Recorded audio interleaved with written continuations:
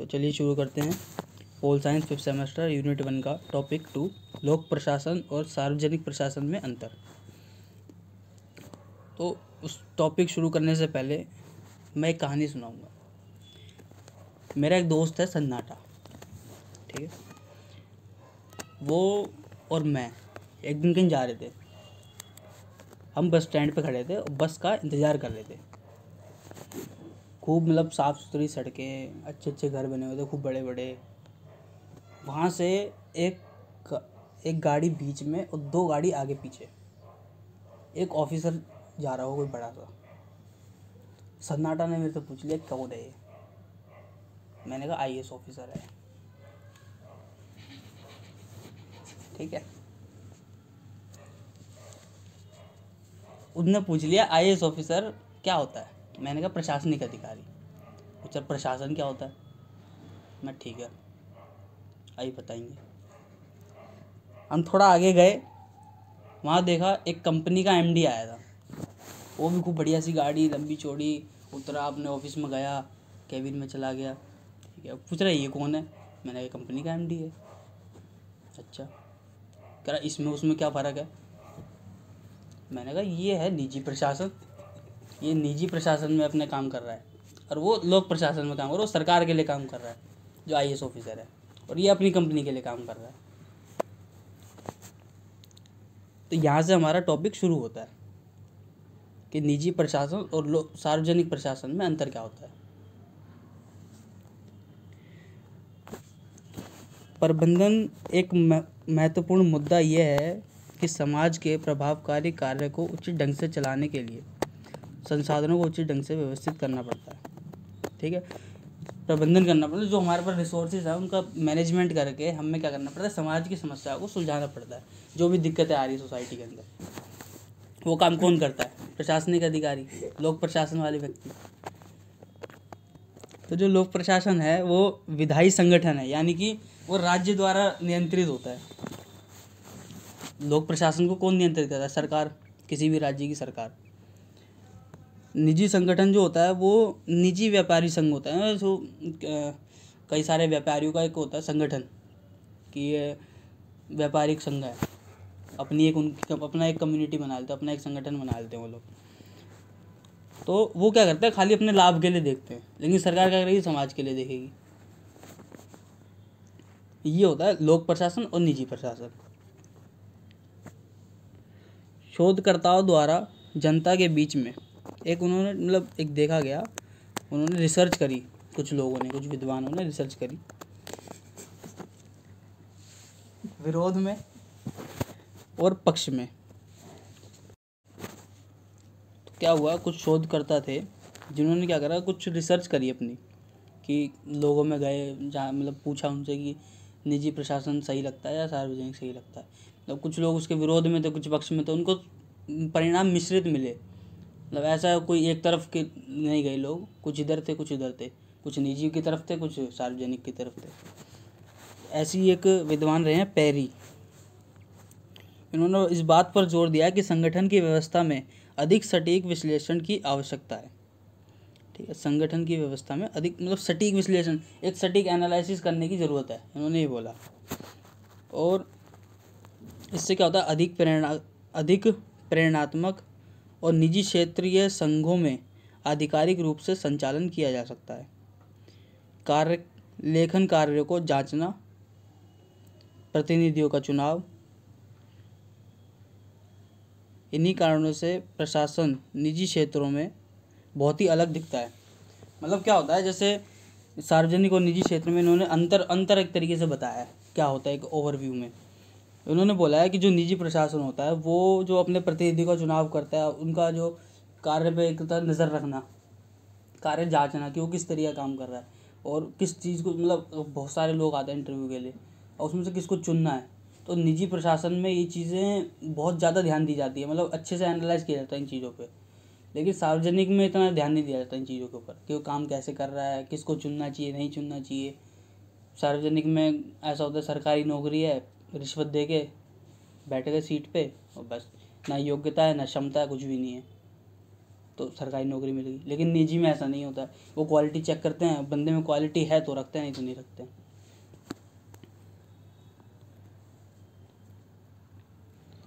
कार्य की प्रेरणा के पीछे महत्वपूर्ण तत्व होता है कि कौन सा तरीका प्रतिनिधित्व को प्रोत्साहित करता है। तो इन लेखन के महत्व मुख्यतः मतलब इन्होंने 5 कारकों को बताया है कि जिससे क्या होता है, जो व्यक्ति है काम करने के लिए प्रोत्साहित होता है, चाहे वो निजी में हो या सार्वजनिक में हो। ठीक है, तो इन्होंने 5 कारक बताए हैं जिसकी वजह से वो उसको मोटिवेशन मिलता है कि हाँ मैं और काम करके दूँ। तो कारक कौन कौन से हैं? पहला है मौद्रिक व आर्थिक प्रोत्साहन, यानी उसको आर्थिक या पैसों की मदद दी जाए, कि या उसको मतलब सैलरी ज़्यादा दी जाए, उसके काम के हिसाब से उसको पैसा मिले, तो क्या करे, मोटिवेट होगा और काम करने के लिए। ऐसी दूसरा कारक उन्होंने बताया कि कार्य विषय सीधे तौर पर कार्य की स्थितियों पर आधारित होता है, यानी कि उसका अगर वो कोई काम कर रहा है तो वो जिस चीज़ के लिए एप्लीकेबल है उसको वही काम दो, ताकि वो आसानी से ख़त्म करके दे दे और जल्दी दे दे और बढ़िया काम करके दे तुम उसकी स्किल के अकॉर्डिंग काम दो। ऐसा नहीं कि तुमने कुछ भी दे दिया, उसको आता उसको कुछ है, तुमने कुछ और दे दिया, तो क्या करेगा, टाइम लगाएगा, गलतियाँ करेगा, उसमें डिसअपॉइंट हो जाएगा। ऐसी तीसरा बात करें, व्यावसायिक सुधार ही कार्य के क्षेत्र और संघ के भीतर उन्नति और सुधार के वातावरण को लाने का प्रयास करता है।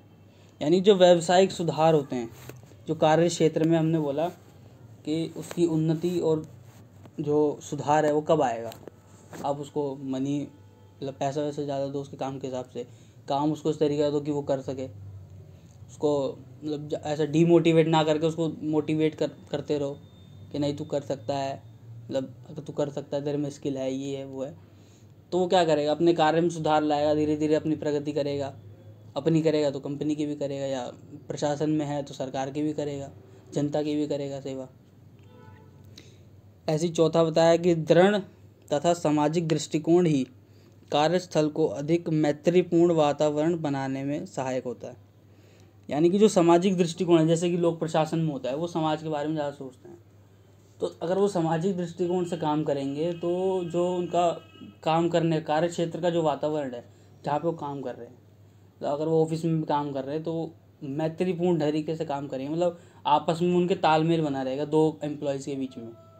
अगर उनका दृष्टिकोण सार्वजनिक है यानी सामाजिक है, हर किसी के भले के लिए बुरे के लिए सोचते हैं, वो अपने से मतलब नहीं रखते, तो क्या करें, 2 एम्प्लॉयज़ के बीच में तालमेल बना रहेगा और उनका जो कार्य क्षेत्र है वो अधिक मैत्रीपूर्ण बना रहेगा। 5वां क्या है कि सार्वजनिक और निजी क्षेत्र में व्यापार के दृष्टिकोण में इन सभी परिस्थितियों और प्रतिनिधियों को अपनी समझ से करना चाहिए। यानी कि जो सार्वजनिक और निजी क्षेत्र में है, निजी क्षेत्र तो व्यापार पे ध्यान देता है, व्यापार दृष्टिकोण से, इनमें क्या होता है, परिस्थितियाँ और प्रतिनिधियों को अपनी समझ से काम करना चाहिए, किसी के प्रेशर में नहीं। मतलब अगर कोई एम्प्लॉई है, वो उसको पता है कि उसको काम कैसे करना है, कब करना है, कैसे करना है, सब पता है उसको। अगर कोई बॉस आएगा, उसको इतनी नॉलेज नहीं है उस काम की, टेक्निकल टीम की, मान लो कोई आईटी कंपनी में कोई एम्प्लॉय काम कर रहा है, उसको आईटी की ज़्यादा नॉलेज है, लेकिन कुछ जो उसका बॉस है वो हो सकता है किसी और फील्ड में एक्सपर्ट हो, और उसने किसी एम्प्लॉय को रखा वो और किसी फील्ड में एक्सपर्ट हो, तो बॉस अगर उसको बताएगा कैसे काम करना है, बल्कि उसको पता है कि उसका काम उसको कैसे करना है, तो अगर वो अपने हिसाब से काम करेगा तो सही और अच्छा काम करके देगा। तो ये चीज़ हमें निजी प्रशासन में ज़्यादा देखने को मिलती है, ना कि सार्वजनिक में। कुछ शोधकर्ताओं ने सार्वजनिक और निजी प्रशासन क्षेत्र में प्रतिनिधियों के मध्य अंतर देखा और उन्हें पाया। ठीक है, दोनों इकाइयों के बीच समानता बताई गई, मतलब कुछ कुछ जगहों पे ऐसा है कि पूरा एकदम अलग नहीं है सार्वजनिक और निजी, कुछ कुछ पॉइंट इनके ऐसे जो अलग है, बाकी लगभग इनमें समानताएं पाई गई है। सार्वजनिक कर्मचारियों को प्रोत्साहन के लिए वित्तीय पुरस्कार कम दिए जाते हैं, ऐसा उन्होंने देखा रिसर्च में अपनी, कि जो सरकार के लिए काम कर रहे हैं उनको वित्तीय प्रोत्साहन कम दिए जाते हैं, सैलरी वैलरी मतलब या अलग से कुछ इंसेंटिव्स वगैरह वो कम दिए जाते हैं, बल्कि प्राइवेट में अलग से देते हैं। उससे क्या होता है, प्राइवेट में लोग ज़्यादा काम करने के लिए उत्साहित होते हैं, मोटिवेट होते हैं, क्योंकि उनको वहाँ पैसा मिल रहा है। जबकि निजी क्षेत्र में कर्मचारियों की स्थिति अलग थी। मुद्रा केवल प्रोत्साहन का कारक नहीं है, यानी कि पैसों से खाली उसको मोटिवेट ही नहीं मिलता है, उसकी अपनी आर्थिक ज़रूरतें भी पूरी होती हैं। जिससे कि वो एक, अगर वो किसी कंपनी के साथ काम कर रहा है तो वो उसके साथ जुड़ा रहेगा, क्योंकि उसको पता है उससे उसकी ज़रूरतें पूरी हो रही हैं। तो मुद्रा खाली मोटिवेट ही नहीं करती है, वो एम्प्लॉय को निर्भर भी करती है कंपनी या किसी सरकार के ऊपर भी।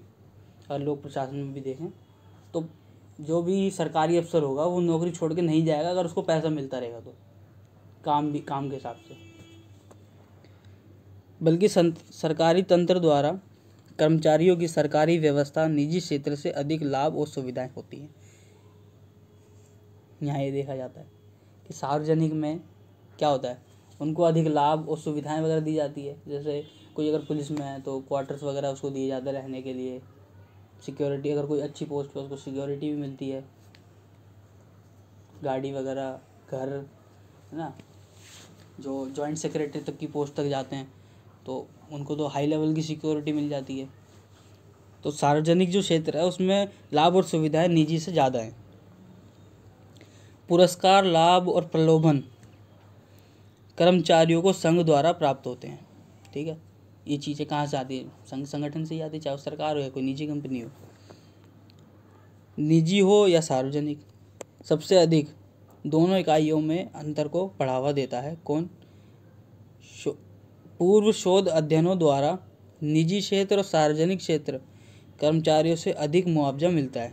यानी कि जो निजी क्षेत्र में कर्मचारी काम कर रहे हैं उसको सार्वजनिक से मुआवजा ज़्यादा मिलता है, और कोई कुछ भी हो जाता है उसके साथ।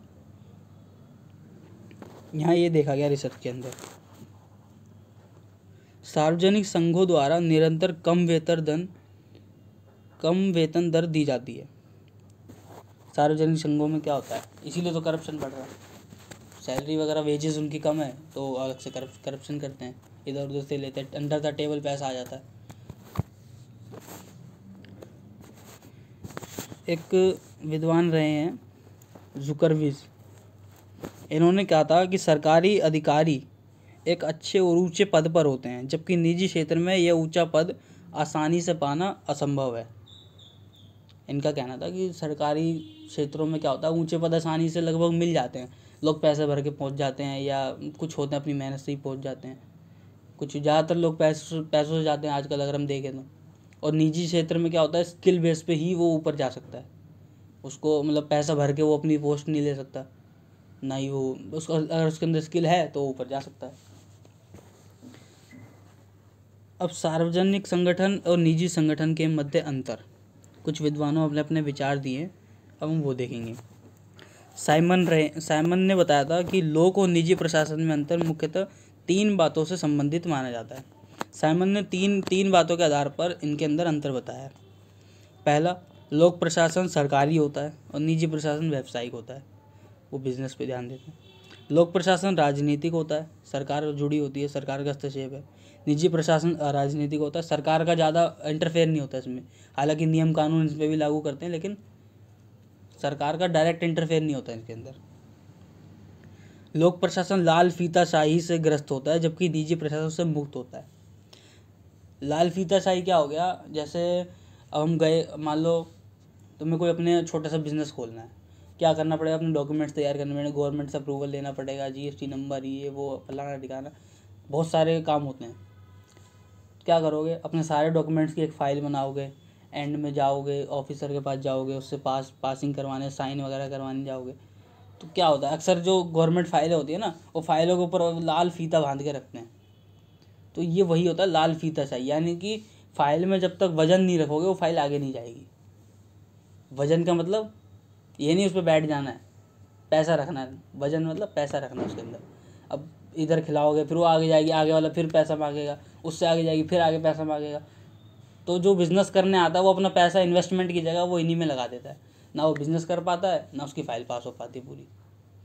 तो ये क्या होता है, लाल फीताशाही से ग्रस्त होते हैं, वो फाइल पड़ी पड़ी धूल जम जाती है सालों तक, और फिर एंड में पड़ी रहती है कोने में, ना उसका बिज़नेस खुला ना उसकी फ़ाइल आगे पास हुई, पड़ी रह गई। इन्वेस्टमेंट जो था वो भी रिश्वत में ख़त्म हो गया। सर जोसेफ स्टॉर्म, इनका कहना था कि इन्होंने 4 मानकों पर लोक प्रशासन निजी प्रशासन में अंतर बताया था, 4 तरीकों पे, 4 पॉइंट पे।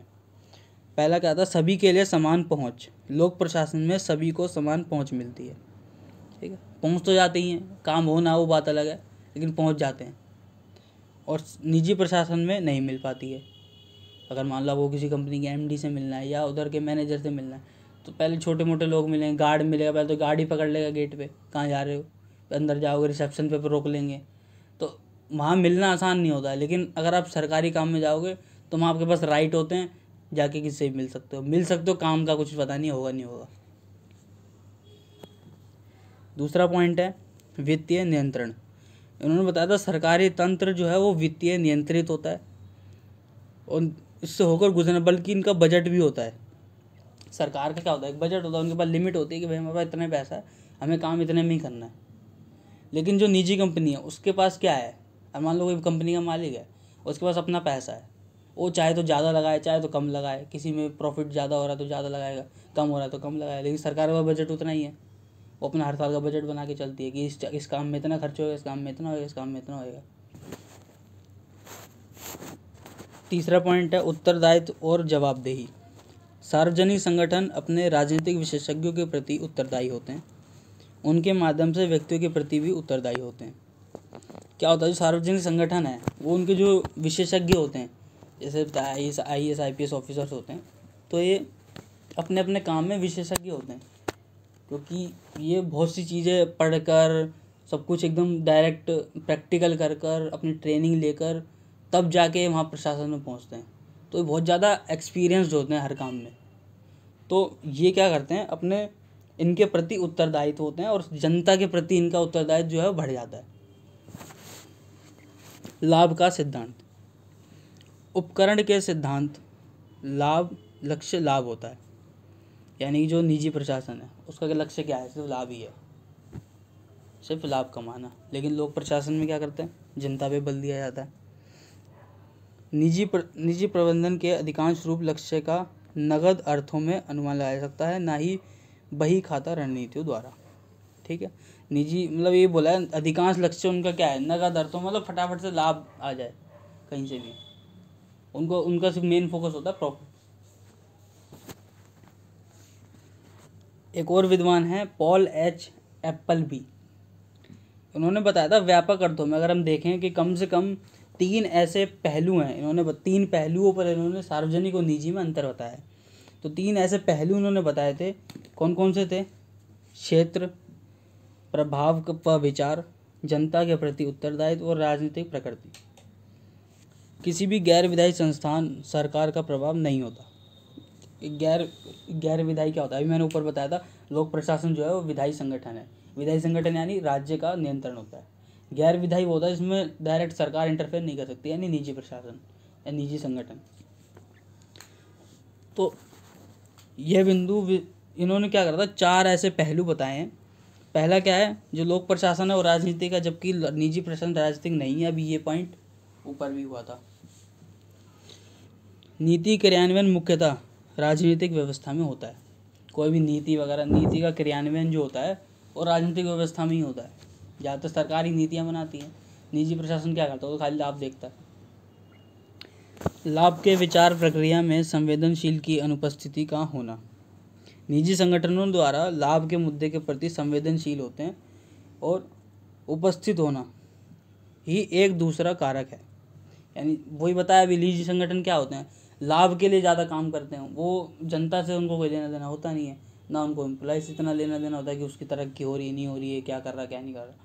ठीक है, काम कर दिया, बात खत्म। उनको खाली प्रॉफिट से मतलब होता है। विधायी संघों का प्रमुख कार्य होता है कि वे सहायक व्यक्तियों का प्रस्ताव रखते हैं और समाज व व्यक्तियों का विकास हो, वही ध्यान देते हैं। समाज के व्यक्ति जो हैं, गरीब हैं या जो मिडिल क्लास है, उनका क्या हो, विकास हो, वो भी आर्थिक रूप से मजबूत हो सकें या किसी भी तरीके से मजबूती हो सके उसके अंदर। सम्मान, सार्वजनिक संगठन अधिक सम्मानित होते हैं। अब सरकारी नौकरी में बाबूजी बैठे हैं तो उन पर सम्मान ज़्यादा है, लेकिन कोई निजी कंपनी का एम्प्लॉई है उस पर इतना सम्मान नहीं है। चाहे बेशक वो कितना भी कमा रहा हो, कितनी भी उसके अंदर स्किल हो, लेकिन उसको रिस्पेक्ट वो नहीं मिलेगी जो सरकारी नौकरी वाले को मिलती है। शादी में भी काला लड़का होगा, शादी बढ़िया हो जाएगी, रिस्पेक्ट है। सार्वजनिक अवलोकन। नीति कार्यान्वयन की गतिविधियों को विस्तृत रूप से प्रस्तुत किया जाता है, यानी कि जो नीति मतलब जनता को भी इसका पता चल सके। ये क्या करते हैं, नीतियाँ और गतिविधियाँ क्या होती है, मतलब एक ओपनली काम करते हैं ये जो लोक प्रशासन वाले, ताकि क्योंकि जनता के पास राइट है वो ये जानने का कि क्या काम हो रहा है, उसमें कितना खर्च हो रहा है, जिसको राइट टू इन्फॉर्मेशन कहते हैं, सूचना का अधिकार। ये जनता के पास होता है जानने का कि सरकार क्या काम कर रही है, कैसे कर रही है। तो ये विस्तृत रूप से काम करते हैं, मतलब प्रस्तुत, ताकि प्रस्तुति कर सके जनता के सामने कि हाँ हमने ये करा, इतने ऐसे हुआ, ऐसे हुआ, ऐसे हुआ। संरक्षण। संरक्षण का कार्य अधिक होता है, निजी संगठनों में कम होता है। बल्कि जो संरक्षण है, अब क्या करना पड़ेगा, जनता की जिम्मेदारी लोक प्रशासन के ऊपर आ जाती है। लेकिन निजी में क्या है, वो तो अपना हाथ झाड़ के चले जाएंगे। संरक्षण उनका कोई है ही नहीं, कोई जिम्मेदारी नहीं, उनका कोई उत्तरदायित्व भी नहीं है इस काम के लिए, वो खाली लाभ देखते हैं अपना। लेकिन निजी प्रशासन वाले क्या, उनके ऊपर उत्तरदायित्व होता है जनता के लिए। संरक्षण करना पड़ेगा, चाहे वो किसी भी तरीके से उनको करना पड़े, चाहे कि अलग अलग किसी भी क्षेत्र में उनको करना पड़े, लेकिन करना पड़ेगा अगर ज़रूरत है तो। लेकिन निजी में अगर ज़रूरत होगी तो कोई नहीं है, ध्यान ही नहीं देंगे। वैध संरचना कुछ नियमों के अंतर्गत कार्य करता है। जो सरकारी संगठन है उनके कुछ नियम कानून होते हैं, वो उसी की लिमिट में रह के काम करता है। लेकिन जो निजी संगठन है वो अपनी मर्जी से काम करता है। अपनी मर्जी मतलब ये नहीं कि सरकार के बियॉन्ड जाके काम करेगा, नियम कानूनों को उल्लंघन करेगा। अपनी मर्जी से मतलब जैसे अगर उसको अपना बजट बढ़ाना है तो बढ़ा देगा, किसी एम्प्लॉय को हटाना है हटा देगा, किसी को लाना है ला देगा। लेकिन लोक प्रशासन में ऐसे नहीं चलता। अब वो किसी IAS ऑफिसर को या किसी बड़े अधिकारी को हटाना है, उसका एक प्रोसेस है लंबा, मीटिंग बैठेगी, फिर उसका देखा जाएगा, एनालाइज होएगा, तब जाके वो हटेगा। ऐसे नहीं हटा सकते। लेकिन निजी में आज बोला और कल से काम खत्म, तो अपनी मर्जी से काम करते हैं। लेकिन उनके ऊपर कुछ नियम कानून होते हैं सरकारी संगठन में। लोक उत्तरदायित्व। सार्वजनिक संगठन की पहचान ही लोक उत्तरदायित्व है, यानी जवाबदेही। ठीक है, जैसे जनता जो है वो काम के लिए, मैंने बताया, अभी पूछ सकती है भाई गवर्नमेंट कर रही है तो क्या कर रही है, अब तक क्यों नहीं हुआ, ये हमारा अधिकार है। तो लोक प्रशासन में उनको जवाबदेही देनी पड़ती है, वो उनका उत्तरदायित्व है, उनकी पहचान ही इसी चीज़ से है। नीति क्रियान्वयन सामान्य तौर पर जनता पर आधारित होता है। नीति किसके लिए ग्राउंड लेवल तक लेके जा रहे हैं, किस लिए इम्प्लीमेंट कर रहे हैं, जनता के लिए।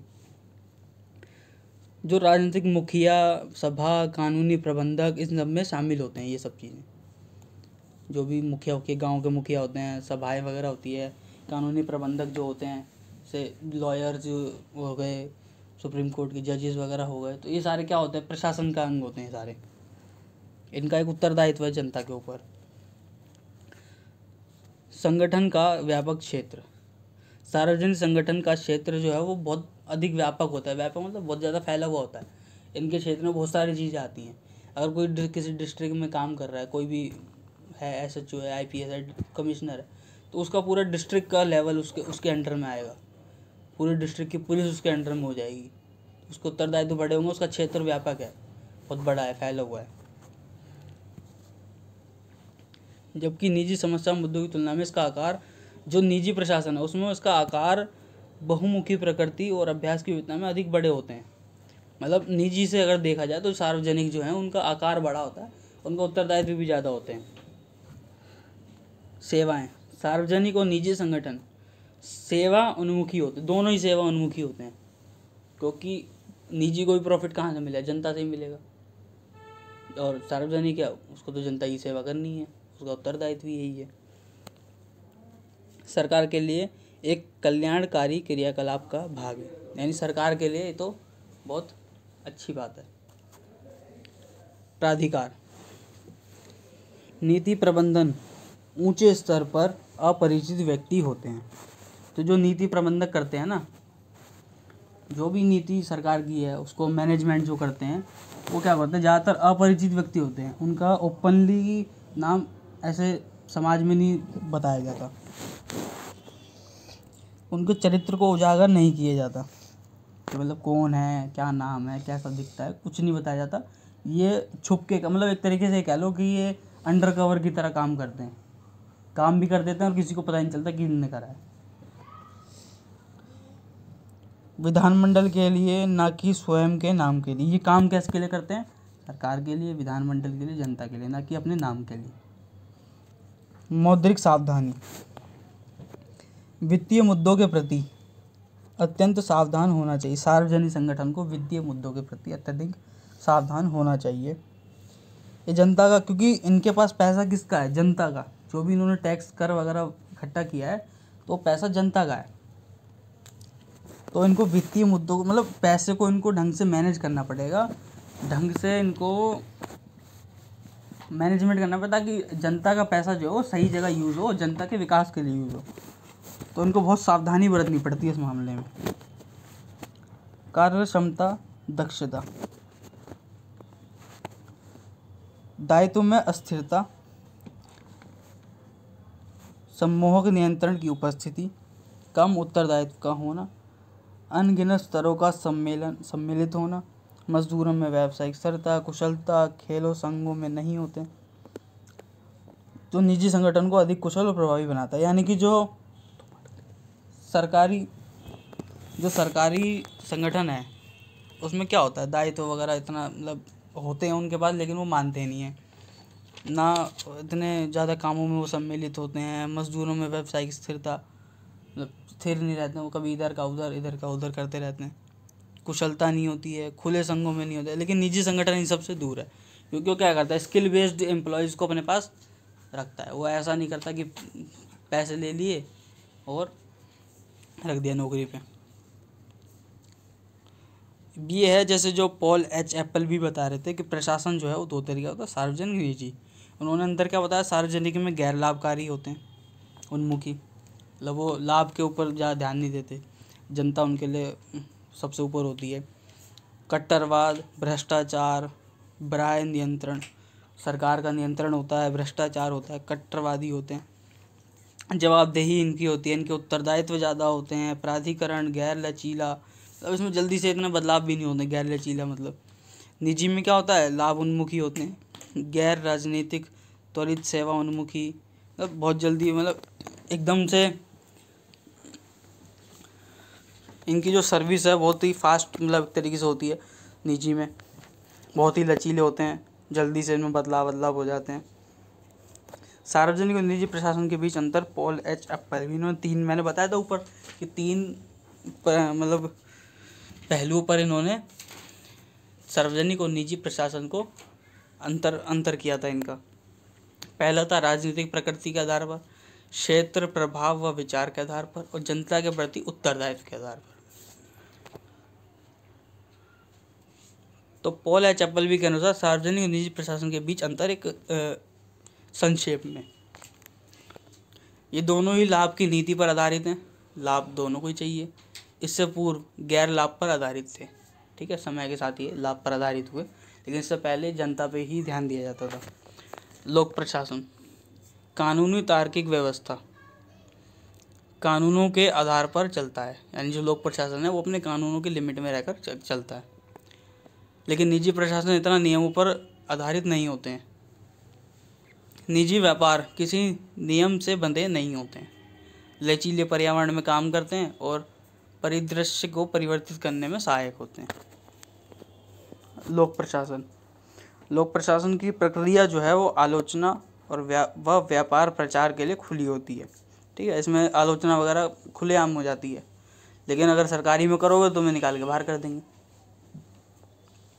लोक प्रशासन निष्पक्ष रूप से जनता से समझौता करता है और कोई भी पक्षपात आम जनता के साथ नहीं किया जाता, ठीक है। आम जनता से कोई पक्षपात ऐसा नहीं किया जाता है लोक प्रशासन में। स्थिरता का सिद्धांत होता है, बल्कि निजी प्रशासन में खुले तरीके से भेदभाव होता है। लोक प्रशासन जो है वो अधिक जटिल है, जल्दी से इसमें बदलाव वगैरह नहीं कर सकते हैं।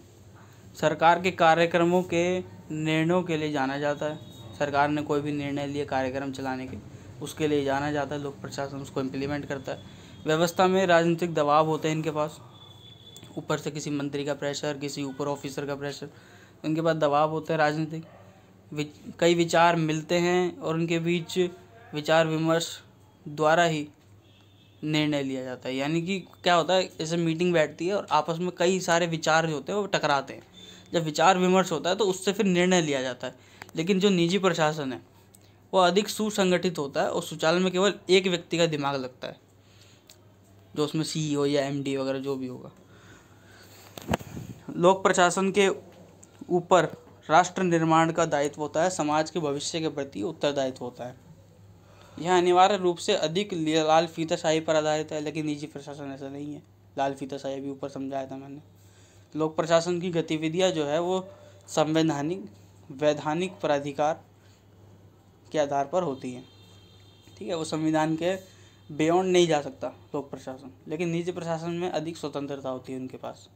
लोक प्रशासन पर्यावरण में परिवर्तन को धीरे धीरे सम्मिलित करता है। यानी कि जो अपना कार्य क्षेत्र में जो पर्यावरण है, यानी कि जो ऑफिस में जो उसका एनवायरनमेंट बना हुआ है काम करने का, उसमें क्या करता है, धीरे धीरे घुलता मिलता है,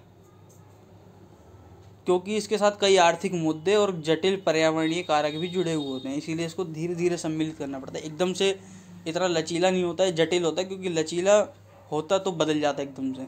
निजी प्रशासन में क्या होता है, तेज़ी से बदलाव आते हैं। और जो लोक प्रशासन है वो बजट पर आधारित है, लेकिन निजी में क्या होता है, बजट बढ़ता घटता रहता है।